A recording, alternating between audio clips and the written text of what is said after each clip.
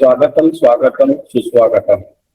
आज गुरुड समाजातर्फे आयोजित करिअर मार्गदर्शन मेळावा 2026 यामध्ये या कार्यक्रमाचं उद्घाटन आपण दीप प्रज्वलन करून केलेलं आहे। आपल्या सर्वांना माहिती आहे की गौतम बुद्धांनी म्हटलेलं होतं की अत्त दीप भव, तुम्ही स्वयंप्रकाशित व्हा। आणि स्वयंप्रकाशित होण्यासाठी ज्या प्रकारे आपल्या दीपाला किंवा ज्योतीला अग्नीची गरज असते आणि अग्नी आपण प्रोव्हाइड केलं तर ती प्रज्वलित होत असते, त्याचप्रमाणे आपल्या गुरुड समाजातील नवीन विद्यार्थी आणि विद्यार्थिनी यांना सुद्धा स्वयंप्रकाशित करायचं असेल तर त्यांना मार्गदर्शनाची गरज आहे। आणि त्याच अनुषंगाने आज आपण गुरुड समाजातर्फे इथे करिअर मार्गदर्शन मेळावा 2026 दिनांक 17 मे 2026 आज इथे संपन्न होत आहे। मित्रांनो, 10वी आणि 12वीचा रिझल्ट आत्ताच अलीकडे काही दिवसा अगोदर लागलेला आहे। आणि एरवी 10वी आणि 12वीच्या विद्यार्थ्यांचा रिझल्ट लागल्यानंतर केवळ विद्यार्थ्यांच्या मनात नव्हे तर अनेक पॅरेंट्सच्या मनात सुद्धा अनेक प्रकारचे प्रश्न उपस्थित होतात की आता 10वी आणि 12वी नंतर आपण कुठल्या कोर्सेसमध्ये ऍडमिशन घ्यायची आणि आपल्या विद्यार्थ्याचं किंवा आपल्या म्हणजे पाल्याचं जे करिअर आहे ते कोणत्या फील्डमध्ये कोणत्या क्षेत्रामध्ये पुढे त्याला सोयीचं जाईल याबद्दलचे अनेक प्रश्न निर्माण होतात। आणि त्यानंतर मग पालकवर्ग आणि विद्यार्थी हे दोघेही त्यांच्या कॉन्टॅक्टमध्ये असणाऱ्या अनेक मार्गदर्शकांना संपर्क करण्याचा प्रयत्न करतात आणि मार्गदर्शन घेण्याचा प्रयत्न करतात। परंतु आपल्या गुरुड समाजामध्ये जे काही 10वी 12वी उत्तीर्ण विद्यार्थी आहेत त्यांना आपल्या गुरुड समाजातीलच एक अभिमानाची गोष्ट आहे की आपल्या गुरुड समाजातीलच वेगवेगळ्या क्षेत्रामध्ये उच्च पदावरती काम करत असताना आणि हायली एज्युकेटेड आणि अनुभवी अशा मार्गदर्शकांना या आजच्या कार्यक्रमाच्या प्लॅटफॉर्मच्या माध्यमातून एकत्रित आणण्याचा प्रयत्न केलेला आहे। आणि मला वाटते हा एक उत्तम असा कार्यक्रम आज आपण इथे आयोजित केलेला आहे, ज्यामध्ये वैद्यकीय क्षेत्र असेल, कृषी क्षेत्र असेल, अभियांत्रिकी क्षेत्र असेल, विज्ञान शाखेमध्ये जर असेल किंवा कला वाणिज्य पत्रकारिता व्यवस्थापन विधी शाखा स्पर्धा परीक्षा आणि विशेष मार्गदर्शन ज्या प्रकारचं की स्कॉलरशिप आणि वसतिगृहाची मार्गदर्शन सुद्धा या कार्यक्रमाच्या माध्यमातून अनेक मान्यवर आपल्याला देणार आहेत। मित्रांनो, विद्यार्थी आणि विद्यार्थिनी तसेच पालकांना आजच्या कार्यक्रमातून समोरची दिशा ठरवण्यासाठी अत्यंत मोलाचं मार्गदर्शन मिळणार आहे। आणि या मार्गदर्शनामधूनच विद्यार्थी योग्य दिशा आपली निवडणार आहे, कारण की योग्य दिशा निवडण्याची हेच वय आहे आणि हे स्टेज आहे की आपण 12वी नंतर कॉमर्स घ्यायचं की सायन्स घ्यायचं की आर्ट्स घ्यायचं। आणि हे सगळं निवडत असताना त्याचं भविष्यामधील वाटचालीचे जे काही सोर्सेस आहेत, संधीच आहेत, म्हणजे विज्ञान शाखेमध्ये पुढे काय काय होऊ शकतो, वैद्यकीय शाखेमध्ये पुढे काय काय होऊ शकतो, त्याच्या जॉब ऑपॉर्च्युनिटीज किती आहेत, कुठल्या क्षेत्रामधून आपण एखादा कोर्स करत असताना आपल्याला किती स्कोप राहणार आहे, आपल्याला जॉबच्या ऑपॉर्च्युनिटीज किती मिळणार आहेत, याचं सखोल नॉलेज आजच्या या कार्यक्रमाच्या माध्यमातून आपल्या गुरुड समाजातील विद्यार्थी तसेच पालकांना प्रोव्हाइड करण्याच्या उद्देशाने हा आपण कार्यक्रम इथे आयोजित केलेला आहे।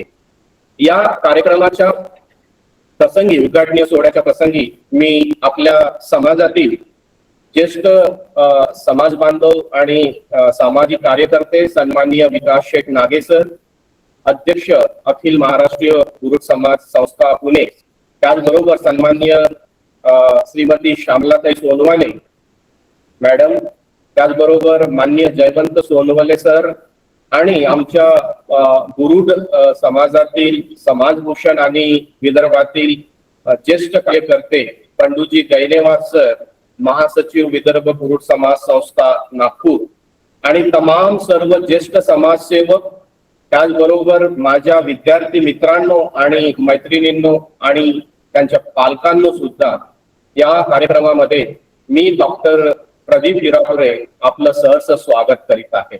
आजच्या या ऑनलाईन कार्यक्रमामध्ये आपण सहभागी झालात.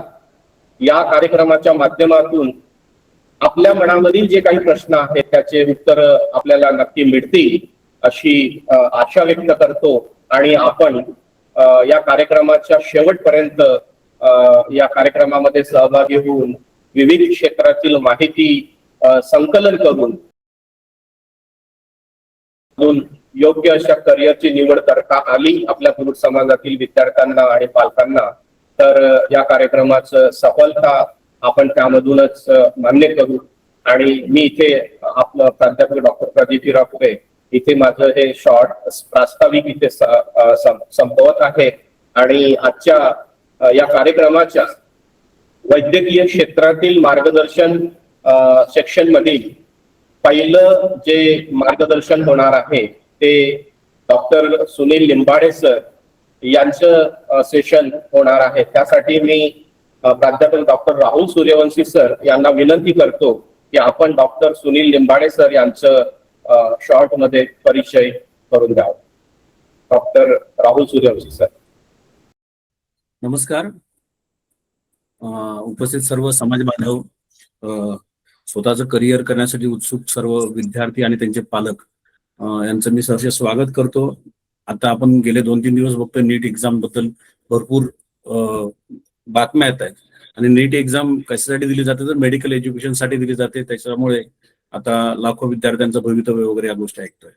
नीट exam specific MBBS, BDS, BMS बाकीच्या मेडिकल कोर्सेससाठी केली जाते. तर ह्या कोर्सेसची माहिती देण्यासाठी आता आपल्यामध्ये आपल्या समाजाचे डॉक्टर सुनील लिंबाळे सर उपस्थित आहेत.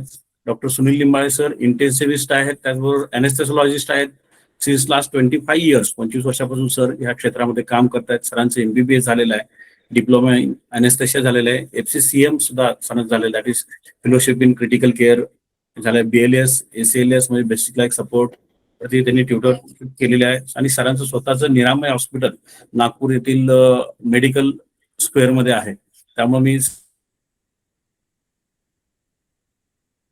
आपल्या ऍडमिशन साठी विद्यार्थ्यांना आपलं मार्गदर्शन करावं. Doctor Sunil Limbale sir please. सर्व गुरु समाज बंधू आणि भगिनींनो, तर केतेश्वर महाराजांना अभिवादन करून आणि डॉक्टर बाबासाहेब आंबेडकर, महात्मा ज्योतिबा फुले आणि शाह महाराज यांच्या मार्गदर्शनाखाली आपली बुरुड समाजाची वाटचाल अशीच पुढे राहो अशी अपेक्षा करून आणि आजचा जो कार्यक्रम आयोजित केलेला आहे doctor Pradeep Hirapure, doctor Rahul Suryavanshi, doctor आपली राजेंद्र खैरेजी आणि इतर क्षेत्रातील सर्व आपल्या गुरु समाजातील दिग्गज मंडळी, या सर्वांना मी नमस्कार करतो. आणि तसं 10वी आणि 12वी नंतर काय करायचं असा जो सर्वांनाच प्रश्न पडतो, विद्यार्थ्यांना, पालकांना आणि आपल्या आणि तेवढीच काळजी असते की आपल्याला पुढे काय करायचंय. तर याच्यामध्ये सर्वात जे आकर्षणाचा बिंदू असतो तो आहे की वैद्यकीय क्षेत्र, मेडिकल फील्डमध्ये, मेडिकल सेक्टर्समध्ये जेवढ्या काही याच्यामध्ये आपल्या वेगवेगळ्या याच्यामध्ये शाखा आहेत, वेगवेगळ्या संधी आहेत, त्यासाठी एकच महत्वाची जी टेस्ट असते ज्यामध्ये आपल्याला जावं लागतं, तर त्यासाठी ती एकच असते म्हणजे ती नीट. ठीक आहे. आता हे सर्व होण्याच्या अगोदर आपण फक्त विचार करू, डॉक्टर व्हायचं स्वप्न सर्वांसाठी का असतं? नेक्स्ट. कारण राहुल सर, नेक्स्ट. तर डॉक्टर आपल्याला कशासाठी व्हायचं असतं? यासाठी आपण जर त्याचे आपण उद्देश जर पाहिले, तर त्याच्या अगोदर आपण हे करायला पाहिजे का, हे आपण सर्वांनी स्वतःला विचारायला पाहिजे की मला डॉक्टर व्हायचं आहे का? कारण यामध्ये सर्वात खूप लांब असलेला हा कोर्स आहे. जसं पीजीचं युजी 5.5 वर्ष, त्यानंतर 1 वर्ष सर्व्हिस, त्यानंतर 3 वर्ष पीजी, आणि त्यानंतर मग त्याची सुपरस्पेशालिटी. जवळपास तो 10 ते 12 वर्षाचा कमीत कमी हा पूर्ण मोठा अभ्यासक्रम आहे. तर यासाठी सर्वात पहिल्यांदा आपल्याला काय पाहिजे, की सर्वात अगोदर पाहिजे की त्यामध्ये तुमचा इंटरेस्ट आहे का, आवड आहे का? आणि ही आवड फक्त बायोलॉजी या विषयापुरतेच नाही, ते तर बेसिक झालं 12वीसाठी. त्यानंतर तुम्हाला मानवशास्त्राची, शरीरशास्त्राची एवढी आवड आहे का, आणि मानव सेवेची तेवढी आवड असणं गरजेचं आहे, जेणेकरून ज्याला आपण अगोदर पण नोबल म्हणलं जायचं, आताही बरेचसे लोक यासाठी मानतात. आणि आपलं स्वतःला असं वाटलं पाहिजे की नाही बाबा, मला हे करण्यामध्ये माझं समाधान आहे. असं ज्यावेळेस वाटेल, हे समाजसेवेचं ज्यावेळेस आपल्या प्रती असं वाटेल की समाजाला पण काही देणं लागतो, अशा वेळेस आपण हे डॉक्टर फील्ड निवडायला पाहिजे असं वाटतं. आणखीन याच्यासोबत मिळणारी गोष्ट एकदा लागल्यानंतर की त्यामध्ये तुम्हाला काही प्रमाणात त्या समाजामध्ये तुम्हाला सन्मान मिळतो. समाजामध्ये असो, आजूबाजूला आपण राहतो, आपल्या मित्रामध्ये राहतो, तुम्ही कुठेही जरी असं 4 लोकांमध्ये गेला तर डॉक्टर म्हणून तुम्हाला तो सन्मान मिळतो, तो रिस्पेक्ट मिळतो, तो आजही मिळतो, नाही असं नाही. काही काही गोष्टी त्याला अपवाद असतील, किंवा बऱ्याचशा गोष्टी ज्या आलेल्या आहेत मीडियामधनं, बाकी बोलण्यामधनं, किंवा काही गोष्टीमुळे जे काही निगेटिव्ह गोष्टी आलेल्या आहेत, त्या गोष्टी जर सोडल्या आणि जर आपण पॉझिटिव्ह कडे पाहिलं, तर बऱ्यापैकी अजूनही आपल्याला समाजामध्ये डॉक्टर्स लोकांना मान आहे. आणि सगळ्यात महत्वाचं म्हणजे हे सर्व करत असताना तुम्हाला उपजीविके साधन म्हणा किंवा फायनान्शियल स्टॅबिलिटी याद्वारे काही प्रमाणात तरी मिळतेच, नाही असं नाही. भले तुम्हाला खूप मोठं सारं एकदम ऐशोआराम जीवन नाही जगता येईल, पण कमीत कमी मर्यादित असणार फायनान्शियल सिक्युरिटी तुम्हाला मिळून जाते. तर यासाठी आपल्याला हे डॉक्टर बनणं म्हणजे फक्त पांढरा कोट आणि स्टेथोस्कोप घालून पूर्ण फिरणं असं नाहीये. तर त्याच्यात मूळ भावना तुमच्या लक्षात आली पाहिजे, सर्वांना त्यापेक्षा आवड पाहिजे, आणि समाजसेवेचं जे ऋण फेडण्याची तळमळ किंवा जिज्ञासा ही असेल तरच या क्षेत्रामध्ये यायला पाहिजे असं मला वाटतं. Next round sir. आता यासाठी वैद्यकीय स्तरामध्ये येण्यासाठी अगोदर वेगवेगळ्या एक्झाम्स होत्या, परंतु मागच्या काही वर्षामध्ये आपल्याला एक कॉमन एंट्रन्स ठेवलेले, ते म्हणजे नीट एक्झाम. जसं यासारखाचा मोठोच आहे, 1 नेशन 1 एक्झाम. तर त्या पद्धतीनं ही एक्झाम पूर्ण भारतामध्ये साधारणतः दरवर्षी 22 ते 25 लाख विद्यार्थी या ठिकाणी बसतात, आणि प्रत्येकजण आपापलं भविष्य अजून पाहण्याचा प्रयत्न करत. आता ही नीट जी एक्झाम आहे, फक्त अगोदरच्या सारखी किंवा 10वी 12वी सारखी फक्त थेरोटिकलच आहे असं नाहीये.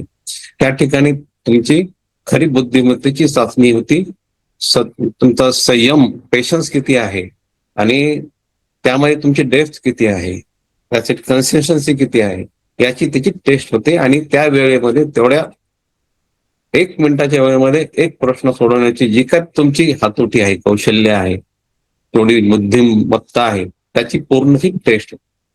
आणि महत्वाचं म्हणजे तुमचं माइंड स्टेबिलिटी कशी आहे याचा देखील त्यामध्ये टेस्ट होते.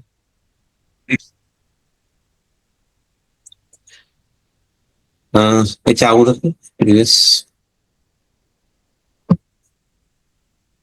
नीटमध्ये प्रामुख्यानं 3 विषय यामध्ये येतात, फिजिक्स, केमिस्ट्री आणि बायोलॉजी. तर त्याच्यामध्ये फिजिक्स 25%, केमिस्ट्री 25% आणि बायोलॉजी 50% असं त्याचं साधारणतः स्वरूप असतं. ओव्हरऑल जे आहे 720 मार्काची ती परीक्षा असते. 180 प्रश्न असतात टोटली. प्रत्येक प्रश्न जर उत्तरित केला तर 4 मार्क मिळतात. त्यामध्ये निगेटिव्ह मार्किंग पण आहे. जर चुकला तर 1 मार्क. त्याच्यानंतर पुढे काय करायचं आणि कसं करायचं हे तुम्हाला सांगतच जाईल. आणि यासाठी ज्या ज्या काही बुक्स लागतात वगैरे एनसीईआरटी तर बेसिकली आहेच तो, ज्याला आपण मेन आपल्या भाषेमध्ये भगवद्गीता म्हणून किंवा बाकीच्या बायबल म्हणून, ते बेसिक एनसीईआरटीचे आहेत आणि बाकीचे पण बरेचसे पुस्तक आहेत. पण याच्यामध्ये बेसिक आहे की तुम्हाला त्या गोष्टी त्या कोणत्याही याच्यामध्ये डेप्थ मध्ये जाणं गरजेचं आहे, तरच तुम्हाला तो विचार करण्याची तशी पद्धत मिळते. म्हणून 10 पुस्तकं एक वेळा वाचण्यापेक्षा जसं म्हणतात की एकच पुस्तक तुम्ही 10 वेळा वाचायला पाहिजे, जेणेकरून तुम्हाला पूर्ण समजेल. नेक्स्ट. आता हे प्रत्येक विषय याप्रमाणे आपण त्याचं काय काय असतं त्याप्रमाणे पाहू. बायोलॉजी 50% जसं मला 360 गुण असतात. आणि बायोलॉजी तसं जर पाहिलं तर त्या मानानं सोपा विषय आहे. आणि समजून घेतलं आणि थोडाफार जर त्याची रिव्हिजन करता आली तर ते सर्वात जास्त मार्क देणारा हा विषय आहे. याच्यामध्ये एनसीईआरटी मध्ये प्रत्येक त्याची ओळ, त्याची डायग्रॅम आणि त्याच्यामधले टेबल्स वगैरे हे सगळे तुम्हाला एकदम डोळ्यासमोर आले पाहिजे. ते तुम्ही तुमच्या रूम मध्ये किंवा तुम्ही जिथे अभ्यास करता त्या ठिकाणी जेवढे लावता येतील आणि त्याची जास्तीत जास्त रिव्हिजन होईल तसं तुमच्या ते डोक्यामध्ये येतं. कारण काय ते तुमच्या सबकॉन्शियस माइंड मध्ये जर बसलं तर त्या गोष्टी यायला लागतील आपोआप.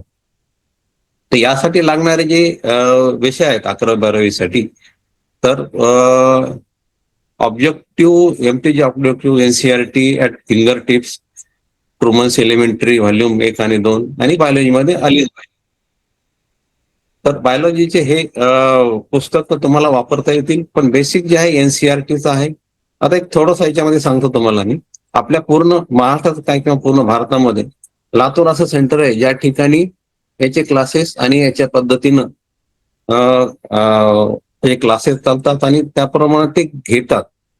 त्या ठिकाणी जास्त मुलं त्या ठिकाणी निवडण्याचं कारण आहे की त्या ठिकाणी हे जसं सांगितलं की त्या ठिकाणी प्रत्येक ओळ ना ओळ त्या ठिकाणी ते समजून सांगितले आणि त्याप्रमाणे प्रत्येक ओळीवर तुम्हाला कमीत कमी 3 वेगवेगळ्या पद्धतीने क्वेश्चन्स कसे विचारता येतील त्या पद्धतीने केलं जातं. इथं नागपूरमध्ये पण यामध्ये काही क्लासेस असे आहेत त्या ठिकाणी ते प्रत्येक चॅप्टर वाईज प्रत्येक विद्यार्थ्याला त्यातली कमीत कमी 100 क्वेश्चन्स काढायला सांगतात आणि ते लिहून आणायला सांगतात. म्हणजे त्यामधला कोणताही एखादा पॉइंट मिस होणार नाही याची पूर्ण. आणि इतकं जर तुम्हाला डेप्थ मध्ये त्या सब्जेक्टमध्ये गेलं तर मला नाही वाटत की याच्यामधलं काही असा कुठलाच भाग असा राहील की आपल्याला नाही माहीत किंवा हा जमणार नाही किंवा काही असा विषय नाही.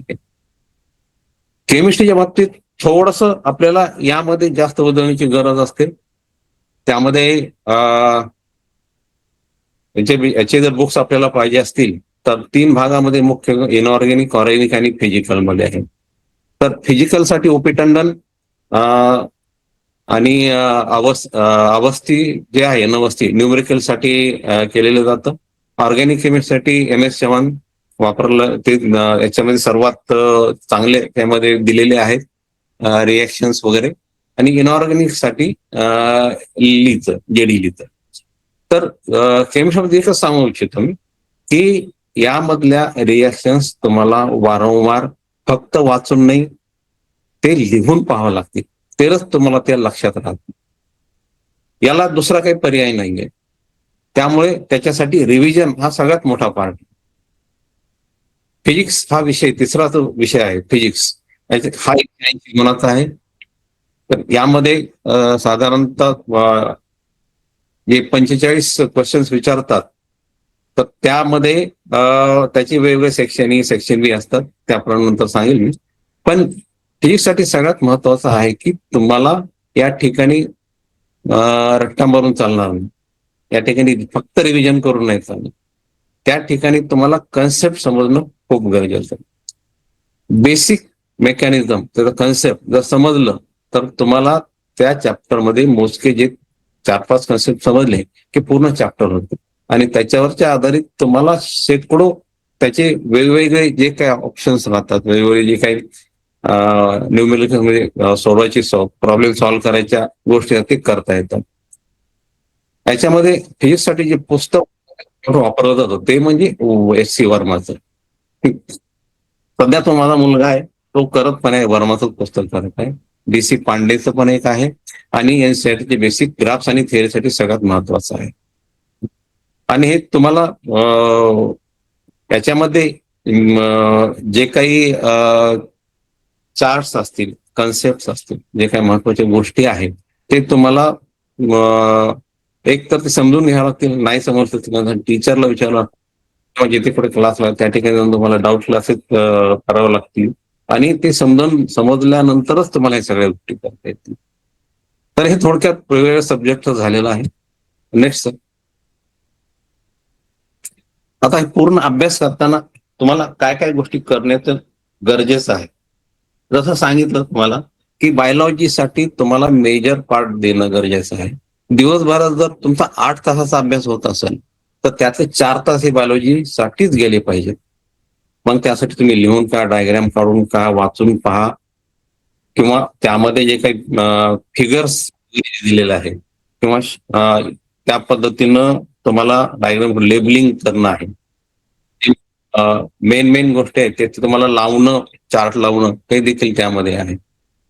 आणि यासाठी महत्वाचं जे आहे की प्रत्येक क्लासेस आपापल्या क्लासेसने टेस्ट घेतात, चॅप्टर वाईज घेतात, वीकेंड घेतात, chapter wise, section wise, 3 monthly, half yearly या वेगवेगळ्या टेस्ट घेतात आणि त्यात देणं खूप गरजेचं आहे. आणि सर्व क्लासेसमध्ये साधारण हा जो नीटचा अभ्यासक्रम आहे सप्टेंबर एंडला संपून जातो, साधारणतः सप्टेंबर मॅक्झिमम ऑक्टोबर पर्यंत, आणि त्यानंतर मग त्यांचे फुल कोर्स ऑफ टेस्ट चालू होतात. यामध्ये एकच सांगतो मी तुम्हाला, त्या फुल टेस्ट कोर्स जे आहे त्या जर तुम्ही कमीत कमी 100 पेपर सोडवले तर तुम्हाला ऑलमोस्ट 99% गॅरंटी आहे की त्यामध्ये तुम्हाला ऍडमिशन मिळून देईल नीटमध्ये. Will crack it. आता हे करत असताना महत्वाचं काय राहतं की प्रत्येक सब्जेक्टमध्ये तुमच्या बऱ्याचशा त्या चुका होत राहतात आणि काही गोष्टी वारंवार होतात. चुका ज्या झालेल्या आहेत त्या तुम्ही लिहून ठेवायचं आणि ते जर तुम्ही वीकेंडला किंवा मंथ एंडला हे पाहिलंय नोटबुकमध्ये तर ते तुमच्या इम्प्रूव्ह होते. त्याला एरर नोटबुक म्हणा किंवा वेगळ्या नोट्स तुमच्या रुटीन नोट्समध्ये एका वेगळं सेक्शन करून ठेवा म्हणा, तर त्या पद्धतीने तुम्हाला ते करावं लागेल. आणि महत्वाचं म्हणजे यामध्ये अगोदर जे काही क्वेश्चन्स आलेले आहेत ज्याला प्रिव्हियस इयर क्वेश्चन बँक राहते, आर्यनची मिळते किंवा MTची 38 ची मिळते, तर ती पूर्ण तुम्हाला सोडवणं गरजेचं आहे. हे टाइम मॅनेजमेंट मध्ये सर्वात महत्वाची गोष्ट आहे की तुम्हाला तुमचा टाइम मॅनेज करायचा. तुमचं सकाळचं उठणं, अभ्यास जो आहे, हेल्थ मॅनेजमेंट हे सकाळी उठून 5 ला 6 ला त्या पद्धतीने तुमचा अभ्यास चालू करा. त्या एकदम त्याचे मध्ये क्लासच्या वेळेमध्ये क्लासला जाऊन जर मॉर्निंग असेल तर मॉर्निंग करा किंवा इव्हिनिंग असेल इव्हिनिंग करून त्यानंतर तुम्हाला परत येऊन अभ्यास करायचा आहे. आणि अभ्यास करण्यासाठी पण टाइम जो काय आहे त्याचं तुम्ही स्ट्रॅटेजी ठरली पाहिजे की हे आहे. आणि अभ्यास करताना सगळ्यात महत्वाचं असं आहे की जो झालेला क्लासमध्ये आहे त्याची रिव्हिजन तुम्हाला करायचीच आहे.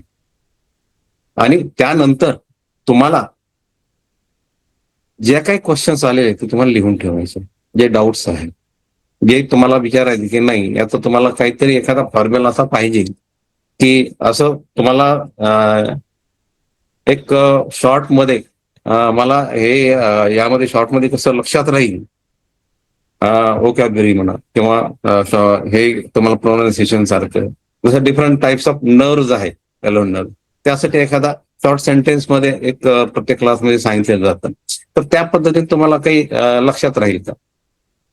तर या पद्धतीनं टीचर्सना विचारणं, मित्रांना विचारणं आणि त्याप्रमाणे एक शॉर्ट नोट्स तयार करणं, कारण प्रत्येक वेळी तुम्ही पूर्णपणे पुस्तक नाही वाचू शकत आणि त्याप्रमाणे प्रिपरेशन करणं गरजेचं आहे. आणि मुख्य म्हणजे की ज्यावेळेस तुम्हाला नेक्स्ट डेला जायचे जे चॅप्टर्स आहे, जो सेक्शन आहे, तो जर समजा तुम्हाला त्याच्या हेडलाईन जरी वाचून जाता आला तर तुमच्यासाठी ते खूप सोपं होऊन जातं आणि ते समजून जातं. तर हे मॅनेजमेंट आहे, माइंडसेट प्रिपेअर करण्याचं आणि आल्यानंतर ते रिलॅक्सली रिवाइज करण्याचं आणि डाऊट्स नेऊन ठेवण्याचं. तर याप्रमाणे मॅनेज करायची आहे. ही प्रिपरेशन सायकल या पद्धतीने करायला पाहिजे. टाईप मॅनेजमेंट प्रत्येकाची वेगळी असते. कोणाला रात्री जागून अभ्यास करायचा असतो, कोणाला सकाळी उठून करायचा असतो, पण त्यानं त्याप्रमाणे रेग्युलर केलं पाहिजे. हे एवढंच फक्त मला सांग. Next sir. आता यामध्ये तुम्हाला क्लासेस आहेत, कोचिंग गायडन्स आहेत, स्कूल्समध्ये आहेत, तुमचे मित्र आहेत आणि तुमचा स्वतःचा सेल्फ स्टडी आहे. तर याला बॅलन्स करणं तुम्हाला गरजेचं आहे. कारण यामध्ये सेल्फ स्टडी म्हणजे तुम्ही तुमच्या पद्धतीनं तो पाठ समजून घेताय आणि तेच सगळ्यात महत्वाचं आहे. आणि तुम्ही तुमच्या नोट्स काढलेल्याच तुम्ही वापरायला पाहिजे. स्वतः नोट्स काय, कारण ते तुम्ही लिहिलेलं असेल तुम्हाला लक्षात राहतं. भले आजकाल वेगवेगळे कलरफुल प्रिंटेड वेगवेगळे फॉर्म्युले, जे बुक, शॉर्ट हँड्स वगैरे हे सर्व काही मिळतं, पण ते तुम्ही लिहिलेलं जे आहे ते तुम्हाला परीक्षेच्या आदल्या दिवशी 4 दिवस अगोदर त्यासाठी खूप महत्वाचं आहे आणि तेच तुम्हाला कॉन्फिडन्स देणार आहे पुढे. आता ही म्हणजे एक दिवसाची जशी राहते की असं म्हणतो आपण की 3 तासामध्ये आपल्याला सर्व काही करायचंय, 100 मिनिटाची रेस नाहीये. त्यासाठी तुम्हाला एक एक महिना अगोदर रोज तुम्ही 12 तास, 16 तास, 18 तास अभ्यास करून सगळं करण्यासारखा नाहीये. त्यासाठी मला रोज त्या ठिकाणी लिमिटेड पिरियड मध्ये अभ्यास करायचा आहे. भले ते 6 तास असेल, 8 तास असेल, 10 तास असेल, त्या हिशोबाने तुम्हाला मॅनेज करायचंय, जेणेकरून तुमचं माइंड फ्रेश राहील. या हिशोबाने कोचिंग गायडन्स तर तुम्हाला पाहिजेच, कारण त्याच्याशिवाय तुम्हाला दिशाच मिळणार नाही. ते दिशेमध्ये तुम्हाला जर आणखीन त्याची वाट चांगली करायची असेल तर तुम्हाला सेल्फ स्टडी गरजेचं आहे. त्यामुळे असं कंटिन्युअसली रट्टा मारण्यापेक्षा फ्रेश माइंडली कमी वेळेमध्ये ते आपण ग्रास्प करण्याचा प्रयत्न करतो. नेक्स्ट. हे नीटच्या तयारीबद्दल झालं आणि बाकीच्या प्रिपरेशन आणि कसं करायचं यामध्ये मी थोडक्यात सांगितलं. तर माझा मुलगाही करतो. बऱ्याच वेळी मी तिथे जाऊन देखील क्लासेसमध्ये त्या टीचर्सना सांगतो की सर यामध्ये सांगा तुम्ही काही, तुम्ही या पद्धतीने हे शिकवा. की फिजिक्समध्ये एखादा प्रॉब्लेम आहे तर त्यासाठी याचे वेगवेगळे मार्ग सांगा त्याला, की आणि सगळ्यात सोपा मार्ग काय आहे, भले लांबचा असेल, कमी वेळामध्ये होत असेल, समजा 1 मिनिटामध्ये जर तो अर्ध्या मिनिटामध्ये तो सॉल्व्ह करू शकत असेल तसा मार्ग सांगा. आणि मी बऱ्याच वेळेस एक्झाम्पल करून दाखवलेलं आहे, सर हे असं असं आहे आणि या पद्धतीने सांगा. त्यांना पण बऱ्याच वेळेस गोष्टी आवडलेल्या आहेत आणि म्हणे की हे असं करायला पाहिजे. तर सांगण्याचा उद्देश एक आहे की मुलांना समजेल अशी पद्धत, अशा पद्धतीनं तो प्रॉब्लेम सॉल्व्ह करायला पाहिजे आणि ते टीचरनं पण तसं सांगायला पाहिजे. तर त्याने अडॉप्ट केलं आणि ते करत आहेत. त्या पद्धतीनं करायला पाहिजे. आता माझी मोठी मुलगी तर इंग्लिशला लागली 2 वर्षापूर्वी. आता लहान मुलगा तो करत आहे प्रिपरेशन, तो भले येई करतो पण करत आहे. आता नीट एक्झाम नंतर आपल्याला ऑप्शन्स काय काय आहेत, त्यामध्ये आपल्याला कोणते कोणते कोर्सेससाठी आपण अप्लाय करू शकतो. तर ऍप्लिकेशनसाठी एकच फॉर्म ऑल ओव्हर इंडिया असतो आणि तो भरल्यानंतर त्यामध्ये जे काही वेगवेगळे ऑप्शन्स मिळतात त्यामध्ये आपल्याला MBBS डिग्री, BMS, BHMS म्हणजे homeopathic, BDS dentistry, BVSC bachelor in veterinary science and animal husbandry आणि फिजिओथेरपी, नर्सिंग कोर्सेस आणि अलाइड्स बाकीचे आहेत. तर नीट थ्रू या वेगवेगळ्या कोर्सेसमध्ये तुम्हाला ऍडमिशन प्रत्येकाचं आशा आणि अपेक्षा अर्थातच MBBS वर राहते, कारण ही आधुनिक आहे, म्हणजे मॉडर्न सायन्स आहे, ॲलोपॅथिक आहे, साधारणतः 4.5 वर्षाचा कोर्स आणि 1 वर्ष इंटर्नशिप राहते. यामध्ये वेगवेगळे सब्जेक्ट्स राहतात. त्याचे डिटेल्सची तर खूप गरज नाही, तरी पण numeration, physiology, pharmacology, surgery, medicine, PSM, FMT वगैरे वेगवेगळे प्रकार त्याच्यामध्ये आहेत. BMS आयुर्वेदिक, नैसर्गिक व पंचकर्म, आधुनिक त्याच्यासोबत त्यामध्ये पण असतं. त्याच्यामध्ये पंचकर्म आणि जे काही असाध्य रोग आहेत त्यासाठी ते चांगली मध्ये उपचार असतो आणि ती भारताची आपली वैदिक काळापासूनची आलेली ही पॅथी आहे म्हणा. तर त्या हिशोबानं देखील बऱ्याच ट्रीटमेंट चांगली होते. तिसरी जी स्ट्रीम होती ती होमिओपॅथिक. होमिओपॅथीचा भले उगम बाहेर देशात झाला असेल, पण तो आपल्या होमिओपॅथीचे देखील आपापली एक वेगळं एक्झिस्टन्स आहे, कारण त्यासाठी टिपिकल आजार जो आहे त्याप्रमाणे त्याची आजार बरी करण्याची त्यांची वेगळी ताकद असते. रोगप्रतिकार शक्ती वाढवणं यांचं सगळ्यात एम असतं आणि त्यांचे मेडिसिन्स खूप कमी असतात. जसं म्हणतो आपण एक पांढऱ्या गोळ्या, त्या पद्धतीने ते राहतात. चौथी स्ट्रीममध्ये डेंटिस्ट्री आहे.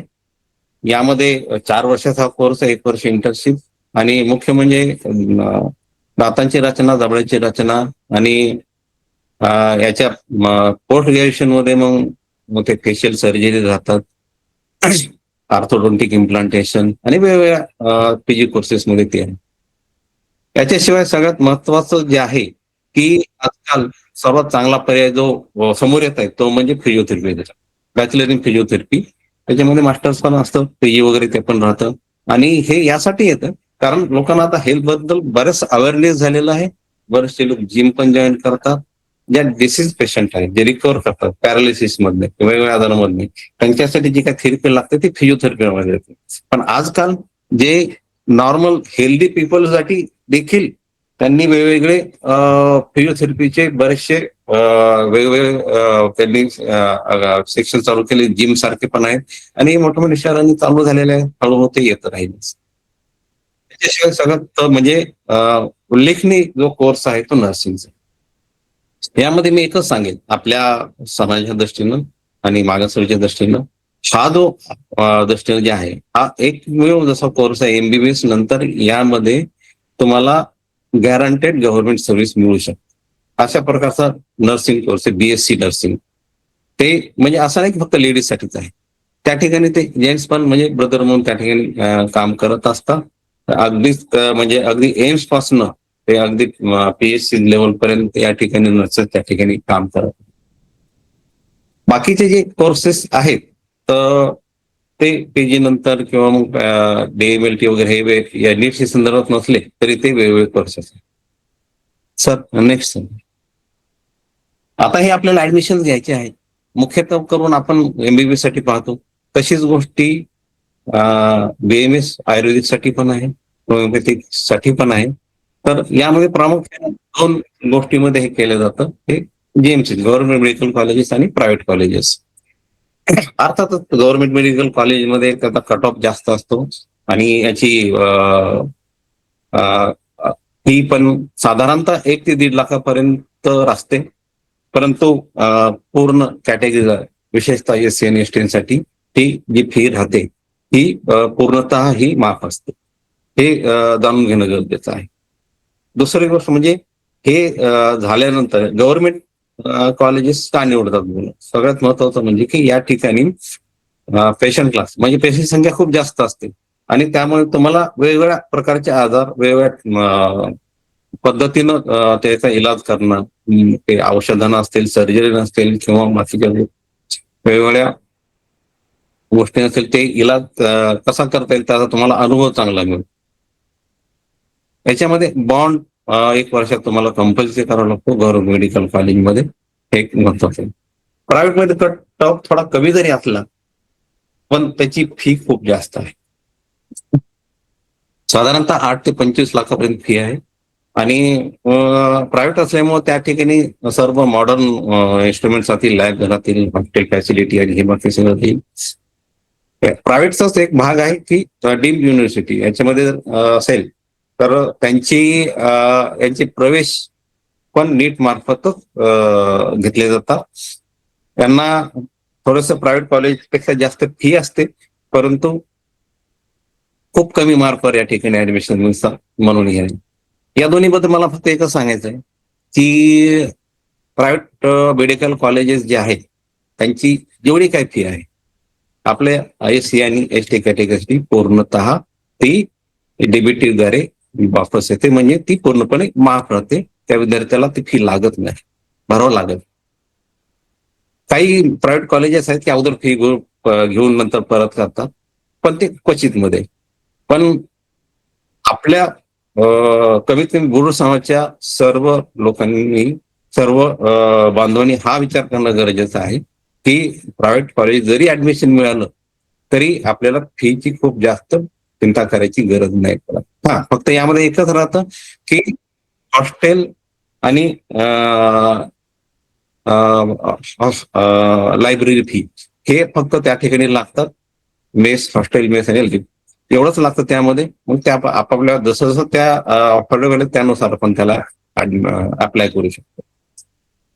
आणि दुसरं जे आहे डीम युनिव्हर्सिटीचं, याच्यामध्ये एक सांगतो, कदाचित सर्वांना माहित आहे की नाही मला माहित नाही. नवीन गव्हर्नमेंटचा GR आलेला आहे. या ठिकाणी जे काय फी भरावं लागतं, अर्थात खूप जास्त असते, त्यात काही प्रश्नच नाही, 25 लाख किंवा त्याहूनही जास्त असते. पण त्यामध्ये त्यांनी साधारणतः 8 ते 9 लाखाची फी हे महाराष्ट्र शासन भरेल, हे राज्यापुरतं मर्यादित आहे असा तो आपले जे उपमुख्यमंत्री साहेब आहेत, शिंदे साहेबांच्या प्रयत्नाने सगळं झालेलं आहे. तर ते तेवढी फी मिळते आणि बाकी तुम्हाला भरावं लागतं. ठीक आहे, नेक्स्ट. आता हे ठीक,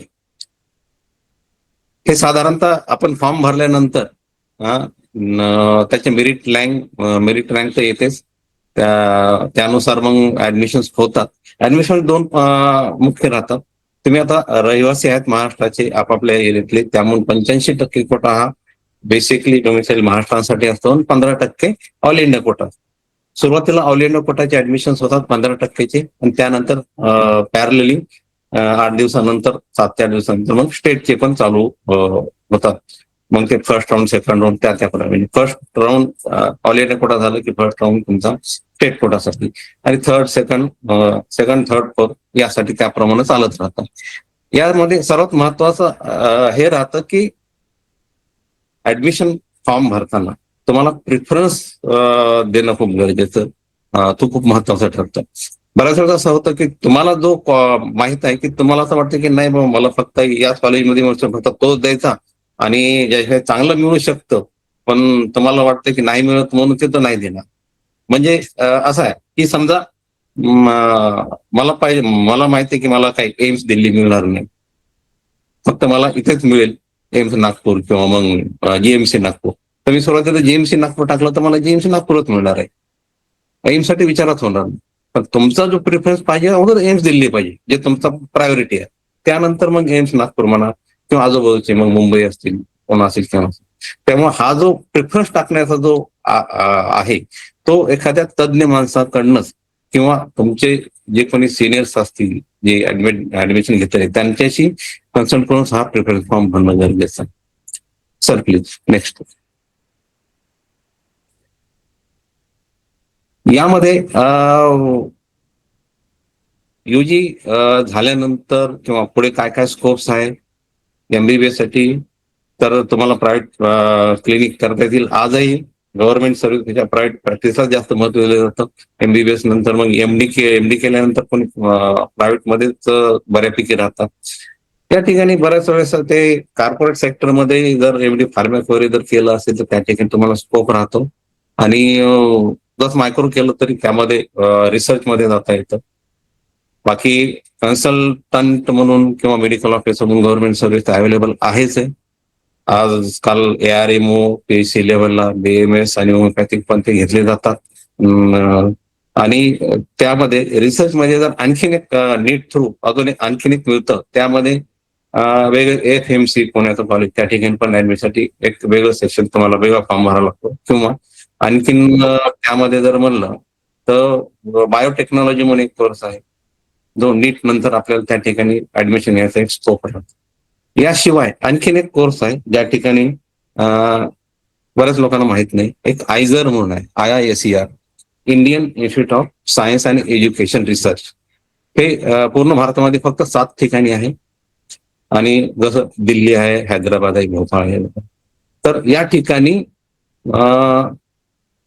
एक्सलंट ज्यांना त्या विषयामध्ये खूपच जास्त आवड आहे, जसं एक राहील की बाबा मला फिजिक्स मध्ये खूप आवड आहे आणि मला त्या ठिकाणी जायचं आहे ऍज ए सायंटिस्ट म्हणून त्या ठिकाणी करायचं, तर अशा विद्यार्थ्यांनी तिकडे जायला पाहिजे. आणि त्या ठिकाणी बरेचसे करिअर्स आहेत. गव्हर्नमेंटमध्ये पण त्या ठिकाणी चांगला स्कोप आहे आणि प्रायव्हेट सेक्टरमध्ये पण बऱ्याच ठिकाणी त्या ठिकाणी मिळालं जातं. Next sir. जसं मी सांगितलं तुम्हाला की हे करत असताना नीटची तयारी करत असताना तुम्हाला 2-3 गोष्टी महत्वाच्या राहतात. 2 वर्षाचा काळ खूप जास्त अभ्यास करणं, करणं आणि तेवढ्या डेली थोडा वेळ काढून म्हणजे तेवढा तुम्हाला रिव्हिजन करून तुमच्या मेंदूला ताण देऊन त्या सगळ्या गोष्टींबरोबर बर्नआउट होण्याची किंवा तुम्हाला एक्झॉस्ट होण्याची जास्त शक्यता वाटते. तर त्यावेळेस तुम्ही तुमचा संयम ठेवणं गरजेचं आहे. मग यासाठी तुम्हाला काय करायचं आहे?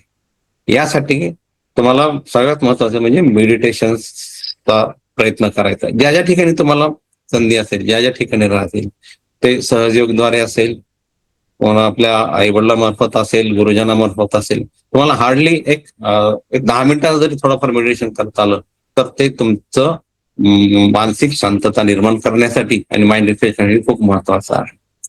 यामध्ये झोप खूप महत्वाची आहे.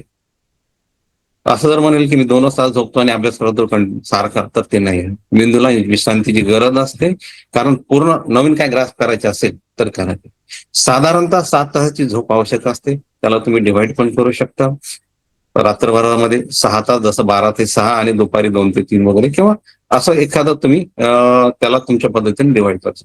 जसं मी आमच्या वेळेस जसं केलं होतं, मी 3-3 तास झोपायचो, म्हणजे रात्री 12 ते 3 म्हणजे दिवसाचं ते रात्र. अच्छा, ठीक झालं. एक minute. Sorry for disturbance. Okay थोडस फास्ट. हो, फक्त ते एक शेवटचं एक सोशल मीडियाचं जे आहे थोडंसं टाळलं पाहिजे. आम्ही टीव्हीत बंद करून ठेवलेला आहे आणि बाकी गोष्टी या मुलांना कंट्रोल पाहिजे. मोबाईल देणं गरजेचं आहे, पण बाकी गोष्टी हे करणं. Next Rahul sir. तर यामध्ये मला जसं वाटतं की आपण हे का करायला पाहिजे, कशासाठी करायला पाहिजे. जसं सांगितलं तुम्हाला की मला डॉक्टर का व्हायचं आहे, याचं उत्तर तर तुम्हाला नोबल सर्व्हिस म्हणजे मला सेवा करायची आहे, मला इंटरेस्ट आहे, आणि तर हे 2 जर महत्वाचे असेल तर तुम्हाला त्या गोष्टीमध्ये असं एक्झॉशन नाही वाटणार, मेथापा नाही जाणार. आणि यामध्ये तुम्हाला कन्सिस्टंट स्टडी करण्याची तयारी पाहिजे, तरच तुम्हाला यामध्ये टिकता येईल. जर मूल नसाल तर तुम्हाला लाईट टॉपिक घ्या, एखादा फिजिक्सचा साधा सोपा घ्या किंवा बायोलॉजीचं थोडं सोपं घ्या, त्याप्रमाणे तुम्ही पहा. आणि तुमचं माइंडसेट हे नेहमी पॉझिटिव्ह राहायला.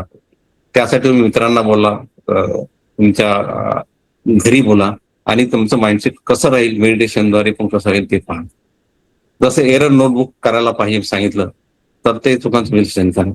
आणि महत्वाचं म्हणजे जसं आहे की तुम्ही रीड राईट सॉल्व म्हणजे वाचा, लिहा, आणि दररोज तुम्हाला त्या ठिकाणी MCQ सोडवा. यासाठी कारण त्या ठिकाणप्रमाणे तुम्हाला त्या बुद्धीनं ही चालना मिळत राहील.